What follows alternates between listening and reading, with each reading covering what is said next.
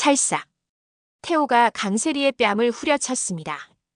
강세리 또 거짓말이야. 순식간에 공기가 얼어붙었고 강세리는 눈이 휘둥그레진 채 말을 잃었습니다. 붉게 달아오른 얼굴, 떨리는 입술, 방 안은 숨조차 막히는 긴장으로 가득 찼습니다.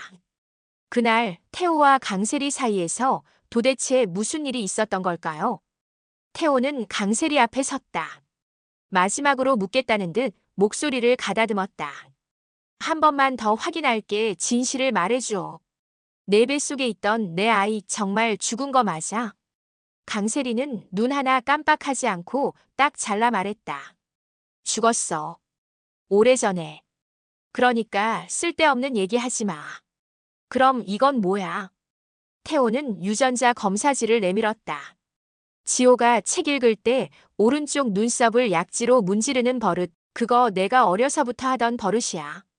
지호는 나를 쏙 빼다 닮았더라. 유전자 결과도 일치하고. 아직도 잡았대. 강세리가 바로 받아쳤다. 지호는 환기찬 아들이야. 내 아이는 그때 죽었다고. 그 말을 끝낸 뒤에야 그녀의 입술이 굳게 다물렸고 한 박자 늦게 거친 숨이 새어나왔다. 분노는 더 머무를 곳이 없어 손끝으로 솟았다. 태호가 강세리의 뺨을 거칠게 후려갈겼다. 찰싹 소리가 방 안을 찢었다. 강세리의 고개가 옆으로 꺾였고 하얀 피부가 순식간에 붉게 달아올랐다. 콧등이 미세하게 떨리고 눈동자가 흔들렸다. 죽었다는 거짓말로 내 아이를 2번 죽이지 마. 지호는 숨 쉬고 자라고 웃고 있어. 어디서 감히 죽었다고 못을 박아. 강세리는 치욕과 분노 그리고 공포가 섞인 얼굴로 태호를 노려봤다. 그러나 그 눈끝에서 흔들렸다. 결국 무너진 강세리는 바닥에 무릎을 꿇고 울부짖었다. 내가 잘못했어. 제발 황기찬한테는 비밀로 해줘. 제발 들키면 나는 끝이야. 그녀의 절규는 방 안을 메아리치며 퍼져나갔다. 그러나 태호는 차갑게 웃으며 다가섰다. 세리, 내가 예전에 돈이 없어 날 떠났지. 하지만 지금은 달라. 난 큰 부자가 됐어. 난 아트딜러로 성공했어. 지호를 미국으로 데려가 아빠로서 내가 키우겠어. 그러니 내 말 안 들으면 지호까지 잃게 될 거야. 한편 정호송과 도유는 익명의 제보자가 준 블랙박스 원본 영상을 경찰에 보냈다. 동일 파일은 강재인의 휴대폰으로도 흘러들어왔다. 강재인은 원본 보관을 요청했고 왕식 형사는 포렌식과 프레임 재구성을 병행했다.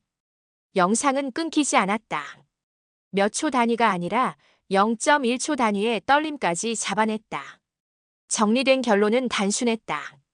첫 번째 차량은 급정지 후 이탈. 피해자를 직접 치지 않았다. 두 번째 차량이 진입 각도를 바꾸어 고의로 충돌. 통화 타임 스탬프와 브레이크 타이밍 일치. 피의자 목록은 즉시 정리되었다. 황기찬 그리고 동승자 강세리. 두 사람의 이름이 수사선상 최상단에 올랐다. 검찰 담당이 바뀌자 황기찬은 예전처럼 전화를 돌렸다. 사건 담당 검사랑 약속 좀 잡아줘. 만남이 잡혔다. 카페 구석 자리, 종이 봉투가 스르르 밀렸다. 뇌물입니까? 새 담당 검사는 손을 떼었다. 증거가 너무 명확합니다. 여론도 안 좋습니다. 받아들일 수 없습니다. 내가 여기 나온 건 선배 검사의 부탁으로 할 수 없이 나온 겁니다. 황기찬의 손등이 파르르 떨렸다. 얼굴빛이 창백해지며 눈빛이 흔들렸다. 그는 애써 침착한 척 앉아 있었지만 입술은 파르르 떨렸고 손끝의 진동은 멈추지 않았다. 마치 모든 비밀이 무너져 내리는 걸 직감했다.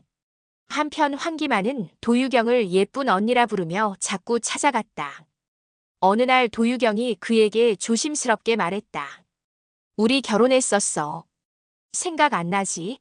기만은 두 눈을 크게 뜨더니 머리를 양손으로 움켜쥐었다. 아, 머리가 아프다 괴로운 듯 몸을 비틀며 신음을 흘렸다. 아, 머리가 깨질 것 같이 아프다. 도유경이 놀라 다가갔다. 기만 씨 괜찮아? 그러나 기만은 더 크게 머리를 쥐어짜더니 결국 정신을 잃고 쓰러졌다. 기만 씨, 정신 차려요. 유경의 절규가 사방에 울렸고 급히 구급차가 불려와 그는 병원으로 실려갔다. 의사가 급히 도유경에게 다가왔다. 환자는 극심한 두통과 기억 충격으로 쓰러진 겁니다. 안정을 취하면 의식은 돌아올 겁니다. 도유경이 눈물을 훔치며 물었다. 정신은 언제쯤 돌아올 수 있을까요? 의사가 고개를 끄덕였다. 조금만 더 지켜봅시다. 잠시 후 황기만이 천천히 눈을 떴다. 기만 씨 괜찮아요? 여기는 병원이에요. 황기만은 흐릿한 눈빛으로 유경을 바라보다 떨리는 목소리로 속삭였다. 유경아, 나 기억이 조금씩 나 근데 머리가 너무 아파. 기만이 유경을 처음 보고 한눈에 반했던 기억. 식탁 위에 김치찌개 냄새가 퍼졌던 저녁. 늦은 밤 꽃집에서 급히 고른 붉은 장미 한 다발. 유경이 웃던 순간, 서운해서 등을 돌렸던 순간, 너와의 행복했던 시간들이 필름처럼 떠올라. 그리고 다음 장면 계단. 계단 난간, 발목이 헛디뎌지는 느낌. 강세리와 기만은 격렬하게 다투고 있었다. 순간 강세리의 손이 등을 밀쳤다. 아, 잠깐 몸이 허공으로 곤두박질치고 바닥이 가까워졌다. 뇌리에 마지막으로 떠오른 건 한 장의 종이었다. 유전자 검사지. 99.9% 부적합. 황기찬과 황지호는 친자 관계가 아니다. 황기만의 목에서 건조한 소리가 났다. 강세리가 날 밀었어. 내가 지호 유전자 검사를 했거든. 결과가 안 맞았어. 황기찬 친자가 아니래. 그래서 입 닫아주겠다 했지. 그 대가로 10억을 달라 했어. 유경이 너와 다시 시작하려고. 그랬더니 날 밀었어. 그래서 이렇게 된 거야. 유경아, 내가 머리에 피 흘리며 일어나지도 못할 때 강제인 형수님, 최자영 사돈 어른이 지켜보고 계셨던 것 같아. 뭐라고? 제인이 엄마가 거기 있었다고? 희미하지만 거기서 날 보고 놀라는 기억이 나. 유경아, 내가 잘못했어. 다시는 안 그럴게. 문 밖에서 발자국 소리들이 들려왔다. 노숙자, 황기찬, 집안 식구들이 들이닥쳤다. 유경은 지긋지긋한 노숙자를 마주하기 싫어 자리를 피했다. 기만의 말을 들은 노숙자의 얼굴은 분노로 일그러졌다. 내가 우리 기만이를 계단에서 밀어 바보로 만들었어. 그게 너야? 그리고 지호가 우리 기찬이 아들이 아니라고. 저런 쳐 죽일 년을 봤나? 노숙자는 강세리를 향해 달려들었다. 강세리는 대답하지 않았다. 팔짱을 끼고 고개만 돌렸다. 그러나 손가락 끝이 미세하게 떨렸다. 그 순간 노숙자는 방방 뛰며 소리쳤다. 내가 기만이를 밀어버렸다니. 무식한 짓을 저지르고도 아직도 뻔뻔하게 굴어. 그녀의 분노가 병실 안을 뒤흔들었다. 황기찬의 시선이 흔들렸다. 그는 갑자기 강세리의 멱살을 움켜쥐며 입에 담지 못할 말들을 퍼부었다. 내가 내 형까지 그렇게 만들고도 아직도 내 옆에 있을 자격이 있어. 아니야, 내가 그런 게 아니라고. 난 아니야, 세리는 소리쳤다. 더러운 입 다물어. 그의 분노가 터져나와 방 안 공기가 얼어붙었다. 벽에 기댄 손이 내려앉았다. 지호가 황기찬의 아들이 아니라는 말, 그 이전에 이미 무덤처럼 눌러놓았던 기억 하나가 문을 박차고 나왔다. 은호. 강재인의 아들, 그리고 사랑하는 내 아들 황은호. 사고의 그날 모든 걸 덮어버리자고 마음먹었던 그 순간. 강세리의 눈빛이 떠올랐다. 제발 이대로 가자고. 우리 아들 지호도 있다고. 그래서 덮었다. 죽은 아이의 무게를 산 아이의 미소로. 이제 그는 알았다. 자신이 붙든 건 다른 사람의 아이였다. 남의 새끼를 품에 안고 자신의 죄를 가려왔다. 지호를 잃을 수도 있겠구나. 가슴이 철렁 내려앉았다. 숨이 들어오지 않았다. 부끄러움이 아니라 공포였다. 세상을 잃는 감각. 그 한복판에 자신의 이름이 있었다. 도유경은 눈물을 훔쳤다. 그리고 고개를 들었다. 제가 증언하겠습니다. 법정에서도 그 목소리는 떨렸지만 강인했다. 병실 안 공기가 그 말에 맞춰 다시 섰다. 황기만은 고개를 끄덕였다. 나도 다 말할게. 그리고 죄가 있다면 벌 받을게. 입술이 갈라졌지만 단단했다.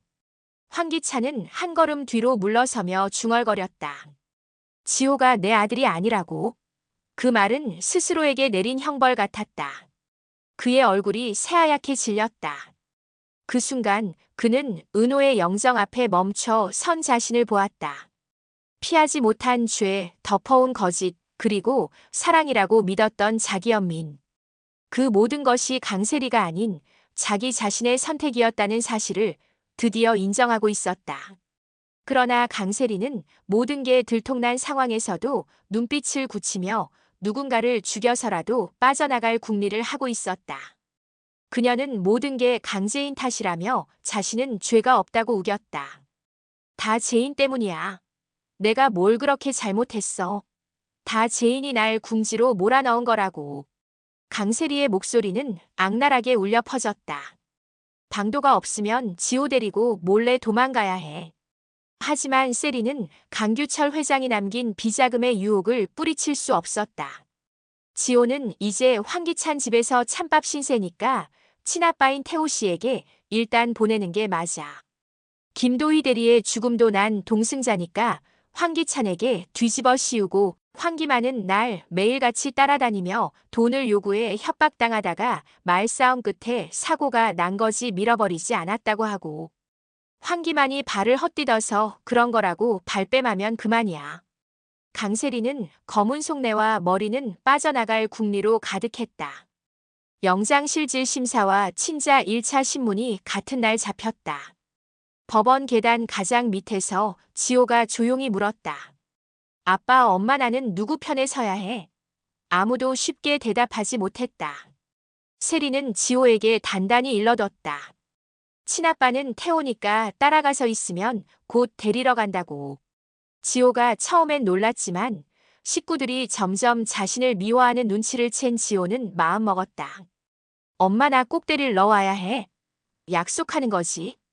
그럼 엄마가 약속할게. 아빠 말 잘 듣고 있으면 엄마가 곧 갈게. 잠시 뒤 아이가 먼저 걸음을 뗐다. 그의 발끝이 향한 곳에는 진실 두 글자가 서 있었다. 내 아들 지호는 찾았으니 이제 내 동생 캐서린을 찾을 차례야. 태호는 굳게 마음먹었다. 오늘 이야기가 흥미로우셨다면 구독과 좋아요, 알림 설정까지 꼭 부탁드립니다. 다음 회에서는 더 강렬한 진실이 드러납니다. 놓치지 마세요.